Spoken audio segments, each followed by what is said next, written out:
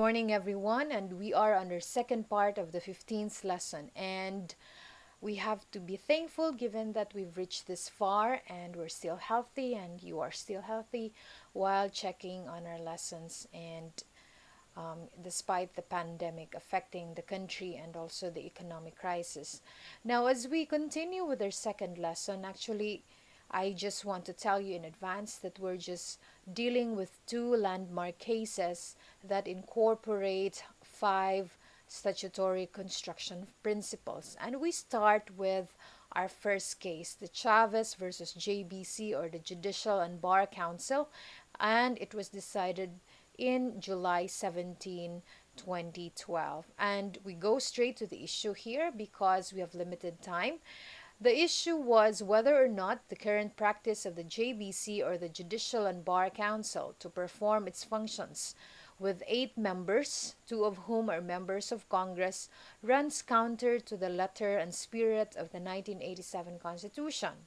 Now, the JBC, or the Judicial and Bar Council, is a constitutionally created body that helps the Supreme Court in selecting, in the appointment of justices and judges of the lower courts. Now, you have to look into the functions and duties of the JBC, and it's specifically provided in their constitution, its composition, and one of the constitutional provision, or the phrase that is being questioned here, is the two members of Congress. I mean, the practice being referred to, because the constitutional provisions only says representative of Congress. Now, there is a question of as to the meaning of Congress, knowing that we have a bicameral um,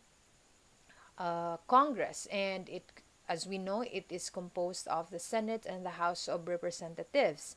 And now, the practice of JBC is that there's one representative for the Senate and the House of Representatives. Now, the Supreme Court said that this is a wrong practice and there should only be one. And if I may quote the Supreme Court, to obviate this aberration, and bearing in mind the principle that the intent or the spirit of the law is the law itself, resort should be made to the rule that the spirit of the law controls its letter. Actually, the letter being referred to here is Congress, and if we will have a literal meaning of Congress, then that's gonna be composed of the two houses, again the Senate and the House of Representatives. Now, according to JBC's interpretation, there should be one representative from each house. Then this is being questioned because we know that the purpose of the JBC is to have, like, aligned with the function of the Supreme Court being the judiciary and the head of the judiciary, and also we observe the principle of equality and independence of and separation of powers of the three branches of government, namely the legislative, the judiciary, and the executive. So if the thing is, if we will have two representatives from Congress, then it it strips off the independence of the judiciary through the function by way of the functioning of the JBC. Now, the Supreme Court said that this is a wrong practice and there should only be one representative from Congress. And looking into the deliberations of the framers of the Constitution, there was never an intent to have one representative from each house. Now, another principle in relation to the letter versus the intent, or the intent of the law, is the literal or plain meaning rule. And the Supreme Court said, this is what I'm referring to, it's Article 8, Section 8, Paragraph 1 of the Constitution, use the word Congress in its generic name or sense. Now, it cannot even be said that there was an implied message saying that it should be the Senate or the House of Representatives being referred to, but since the word Congress refers to once as one body, then the Supreme Court said there should only be one representative also. So, Congress was interpreted by the Supreme Court in its plain meaning, which is as one body. So, there should be one representative. And another principle being raised or being emphasized in this Chavez versus JBC case is that the interpretation of the law as a whole. So you cannot detach words, clauses, and phrases with the whole or every part of the statute must be considered in its entirety in order to fix some problematic provisions. And the Supreme Court said that a statute must be construed as to harmonize and give effect to all its provisions whenever possible. So the intent of the framers of the Constitution is to have separation of powers of the independent co-equal branches of the government. So there's no need to have also two representatives from Congress, given that we have to preserve the integrity and independence of the judiciary. So I really like this case, given that the principles of statutory construction are being elaborated and explained in its simplest form. Now we go to the second case, and it's the Lopez versus Civil Service Commission, and it was decided sometime in April 16, 1991.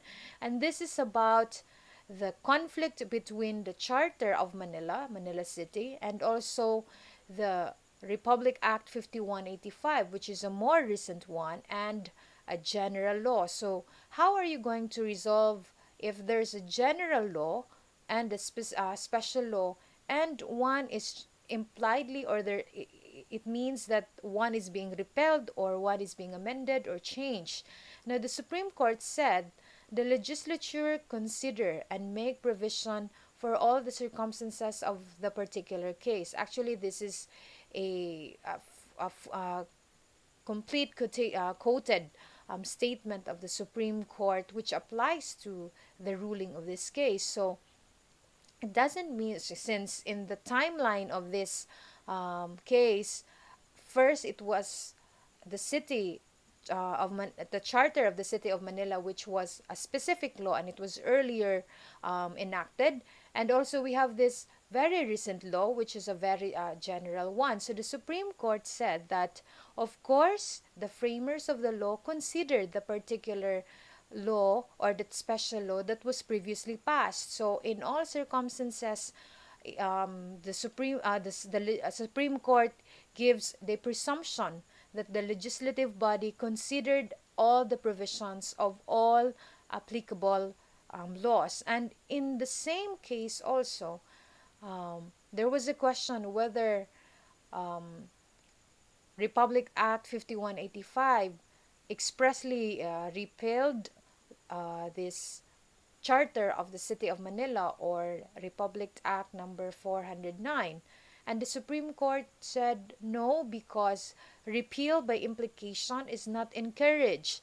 And if the framers of the law really intended to have it repealed, then there should be an express mention of that. And the actually the question here was whether or not the city council can still have appointing powers to positions in the council. So the Supreme Court said, yes, the city council retains its authority to appoint positions in the city council. And in fact, it was emphasized that Republic Act 5185, although a later law but a general law, did not intend to repeal the specific and older law, which is the Charter of Manila. And the Supreme Court, if I may quote, said, repeals of laws by implication, moreover, are not favored, and the mere repugnancy between two statutes should be very clear to warrant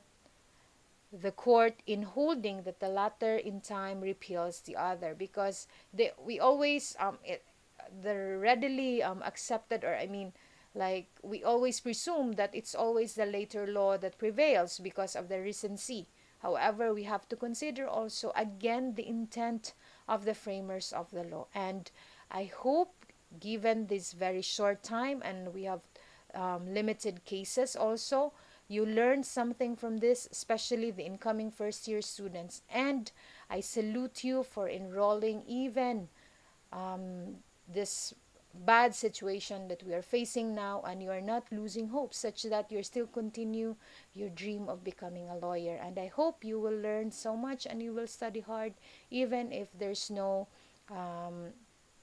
face to face class. Thank you so much, and you take care.